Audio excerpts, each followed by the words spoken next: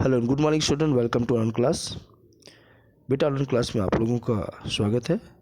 तो आज की जो क्लास में हम लोग देखेंगे यहाँ पे सोशल साइंस का जो नेक्स्ट चैप्टर है, सूचना का अधिकार।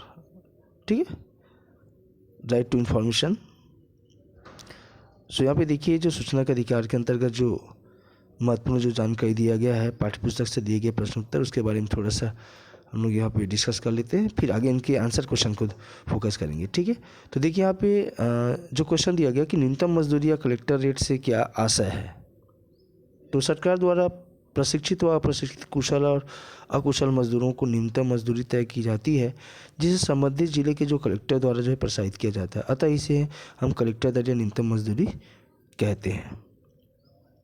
ठीक है, दूसरा नंबर जो क्वेश्चन दिया है कि एक ही जैसे काम के लिए औरतों को आदमियों से कम मजदूरी देना उनके किस मौलिक अधिकार का उल्लंघन होता है। तो एक ही जैसे काम करने के लिए औरतों को आदमियों से कम मजदूरी देना उसके शोषण के विरुद्ध अधिकार का उल्लंघन करना होता है। फिर अगला जो क्वेश्चन जो दिया गया यहाँ पे कि कम मजदूरी मिलने के बाद पता चलने पर लोगों ने क्या करने का फैसला किया। तो कम मजदूरी मिलने की बात पता चलने पर लोगों ने यह फैसला किया कि वे इस संबंध में सरपंच से बात करेंगे तथा उनको हिसाब किताब का रजिस्टर भी देंगे। इस फैसले का कारण यह था कि लोगों के मन में यह बात बैठ गई थी कि सरपंच हिसाब में गड़बड़ जरूर कर रहा है, और सरपंच से हिसाब पूछा गया तो उसने भी बताने से इनकार कर दिया। इससे उनको शंका विश्वास में बदल गई।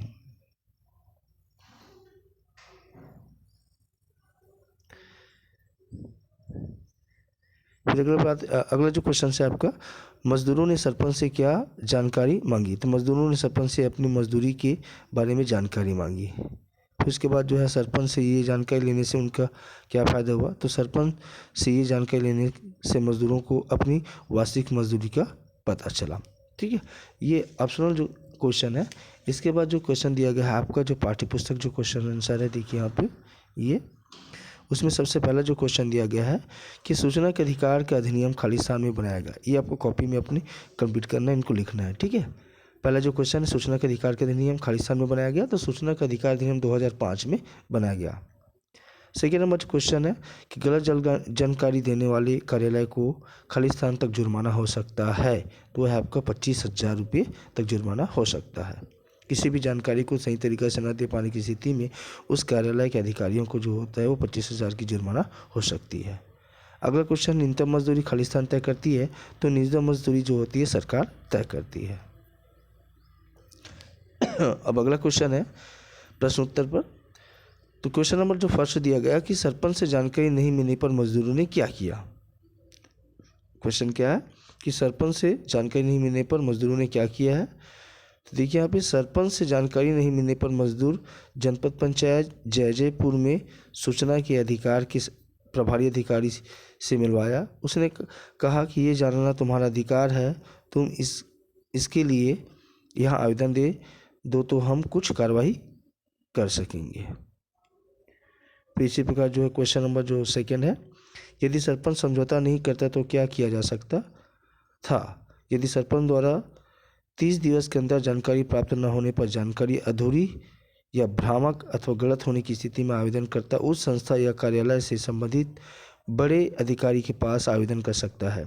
सरपंच की गलती सिद्ध होने पर राज्य सूचना कार्यालय, संस्था या कार्यालय से संबंधित व्यक्ति सरपंच पर प्रतिदिन 250 रुपये की दर से अधिकतम जो है 25,000 रुपये तक का जुर्माना लगा सकता है। जुर्माने से प्राप्त राशि आवेदक को दी जाती है। ये सूचना के अधिकार के नियम है। फिर अगला क्वेश्चन है, सरपंच से समझौता करने का निर्णय किसने लिया और क्यों। तो सरपंच से समझौता करने का निर्णय हबीब, बुधिया, विष्णु और भोला ने लिया। सरपंच अपनी गलती को मान रहा था और पूरे पैसे भी लौटा रहा था, इसलिए सभी ने माफ़ करने का निर्णय लिया। क्वेश्चन नंबर जो 4 है, सूचना का अधिकार के अंतर्गत जानकारी प्राप्त करने की अवधि क्या है। तो सूचना का अधिकार अधिनियम 2005 के अंतर्गत जानकारी प्राप्त करने के लिए जिस संस्था या कार्यालय से जानकारी प्राप्त की जानी है उसे लिखित रूप में आवेदन देना होता है। आवेदन के साथ 10 रुपया का शुल्क जमा करना होता है। इस शुल्क का रसीद आवेदक को प्राप्त कर लेनी चाहिए। गरीबी रेखा से नीचे रहने वाले व्यक्ति को कोई शुल्क नहीं देना पड़ता। आवेदन के 30 दिन के अंदर चाहे की जानकारी संबंधित कार्यालय द्वारा दी जाती है। जानकारी के अंतर्गत यदि किसी प्रकार की कागज की छाया प्रति दी जा रही है तो छाया प्रति का शुल्क जमा करना होता है। राशि देते समय रसीद प्राप्त करना आवश्यक होता है। शुल्क का भुगतान चालान द्वारा भी किया जा सकता है। 30 दिवस के अंदर जानकारी प्राप्त न होने पर या जानकारी अधूरी या भ्रामक अथवा गलत होने की स्थिति में आवेदनकर्ता उस संस्था या कार्यालय से संबंधित बड़े अधिकारी के पास आवेदन कर सकता है। जानकारी देने वाले संस्था या कार्यालय की गलती सिद्ध होने पर राज्य सूचना कार्यालय संस्था कार्यालय से संबंधित व्यक्ति पर प्रतिदिन 250 रुपये की दर से अधिकतम महीने में 25,000 रुपये तक का जुर्माना कर सकता है। जुर्माने से प्राप्त राशि आवेदक को वापस दी जाती है। ठीक है, तो यह आपको जो है सूचना का अधिकार अधिनियम जो है वो 2005 को लागू हुआ था। तो अभ्यास के जो प्रश्न है इसमें जो खाली स्थान से लेकर इनके जो आंसर क्वेश्चन हैं जो है इनको आपको अपनी कॉपी में कंप्लीट कर लेंगे। ओके, ठीक है, दैट्स ऑल, गुड डे।